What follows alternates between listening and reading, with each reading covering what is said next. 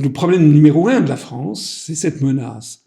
C'est qu'en France, si vous commencez à parler... En France, par exemple, la CIA, ça n'existe pas. Si vous parlez de la CIA, ça n'existe pas. Quand j'étais candidat en 2017 à l'élection présidentielle, j'avais été reçu par Gilles Boulot sur le TF1 20h, et d'un air un peu narquois, parce qu'il y avait 7 millions de téléspectateurs, d'un air un peu narquois, il dit « Alors pour vous, la construction européenne, c'est la CIA ?»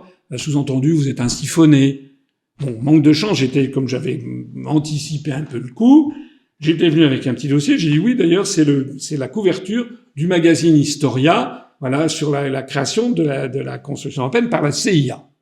Ça lui a coupé la chic. Bon. Vous savez ce qui s'est passé ensuite, qu'on a su d'après dans les coulisses?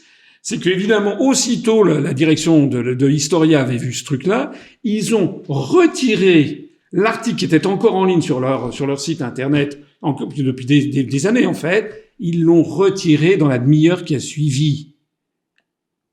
On n'a pas le droit, en France, sur un grand média, de parler de l'existence même de la CIA. On n'a pas le droit de parler de l'existence même de la National Endowment for Democracy. On n'a pas le droit de parler de l'existence même de George Soros. Parce que si vous parlez de tout ça, c'est que vous êtes complotiste, conspirationniste, vous êtes quelqu'un qui... On a le droit d'en parler, mais ne pas aller jusqu'au bout.